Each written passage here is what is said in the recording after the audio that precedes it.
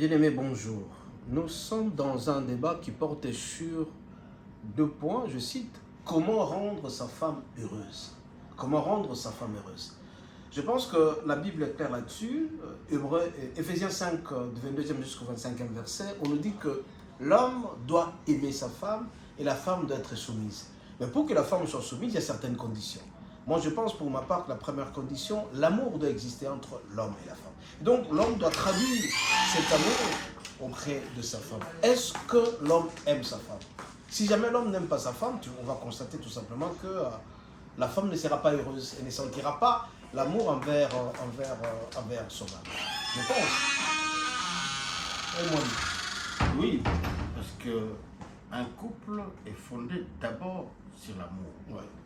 Si l'homme aime la femme, qui est un recommandement de la Bible, je crois que ça vaut la peine.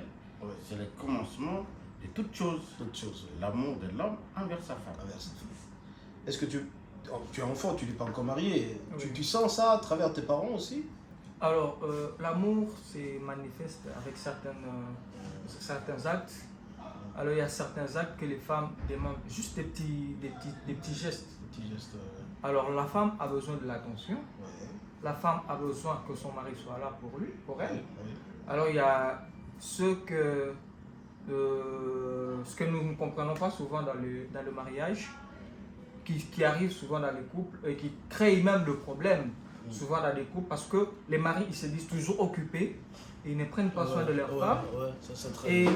cela peut créer des problèmes dans le couple alors que c'était juste quelque chose Donc je pense que quand un homme aime sa femme, l'homme doit être présent, permanent. Moi, je ne sais pas comprendre que l'homme quitte la maison depuis le matin et qu'il rentre à 23h. Et pourtant, le travail ça peut commencer à 8h. Pour ceux qui travaillent beaucoup plus dur, au plus tard 19h, il est à la maison.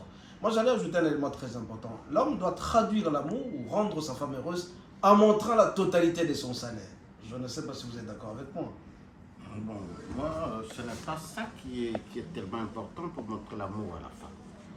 Et parfois, vous avez dit de rentrer tard à la maison. Oui. Il faut savoir que l'homme peut rentrer tard, mais ce n'est pas toujours à la défaveur de la femme. On peut être dehors, mais ce n'est pas pour le débat, ce n'est pas... Il y a beaucoup de raisons qui poussent à ce que l'homme soit dehors ou bien rentre. Non, moi je ne suis pas d'accord. Comment un homme peut rester dehors jusqu'à 21h, 22h? On est censé rester à côté de sa femme, ça traduit l'amour.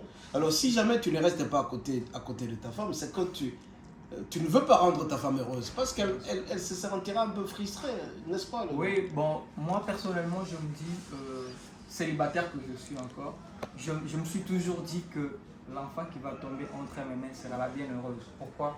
Parce que premièrement, dans nos jours, les femmes ont besoin, surtout notre génération, les femmes ont besoin de l'attention. C'est ça d'abord pour moi la première des choses. Quand tu lui donnes l'attention... Mais le professeur dit que c'est le contraire, il dit qu'il doit rester dehors jusqu'à temps. Suis là-dessus les petits cadeaux, les petits gestes. Et c'est ça les gestes de l'amour que moi je peux transmettre à ma génération. En tout cas, c'est très simple. J'ai eu à suivre des vidéos là-dessus, à étudier là-dessus, comment rendre une femme heureuse.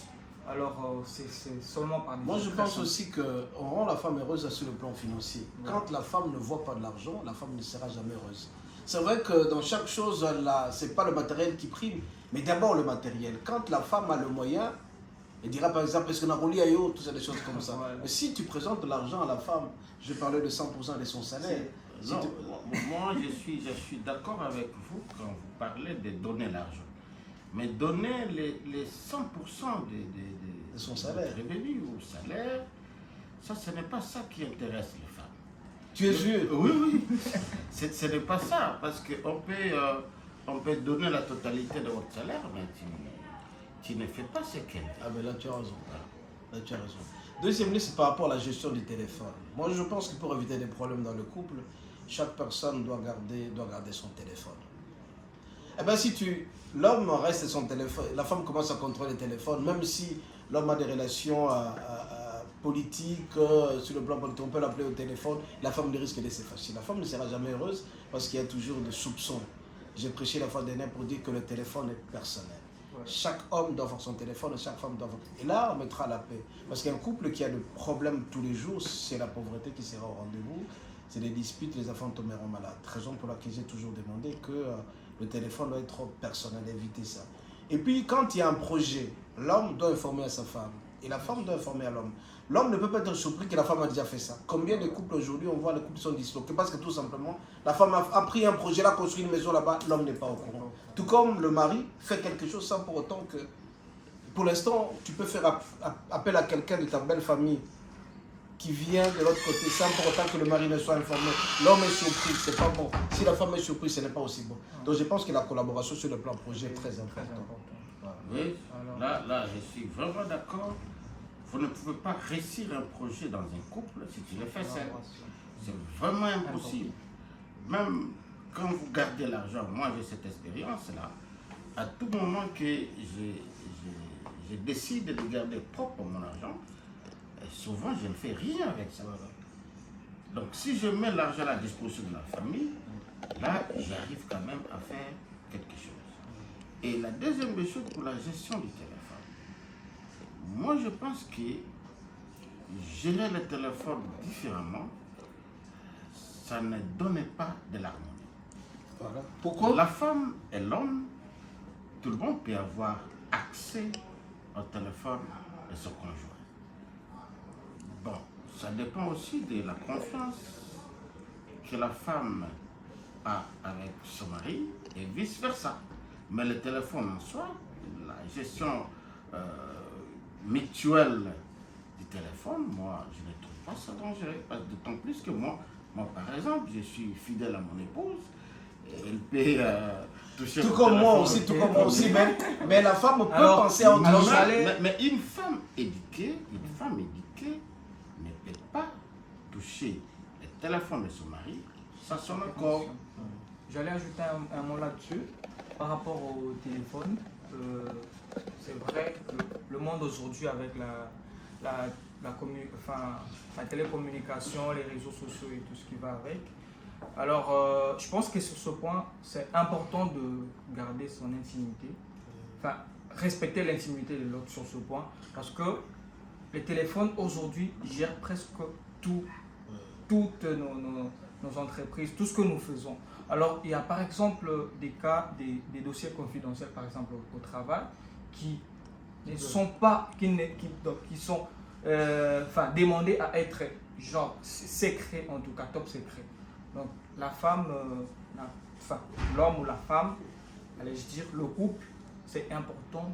Pour moi, en tout cas, personnellement, je me dis que c'est important que quelqu'un ait son intimité sur ce point-là par rapport à la gestion du téléphone et tout ce qui va avec. Voilà. Merci beaucoup. Vous avez suivi cette émission Harmonie des couples qui vous sera présentée chaque samedi à partir de 12h30 sur Matin Ministry, YouTube, Facebook, TikTok. Soyez bénis et à la prochaine. Si vous êtes intéressé, écrivez-nous, comme ça vous allez venir participer. Aujourd'hui, nous avons reçu tour à tour le professeur Mwami et nous avons reçu M. Jacques, qui est le secrétaire particulier de Mme Thérèse Lemamatete. Merci. Okay. Ciao, ciao. À la prochaine.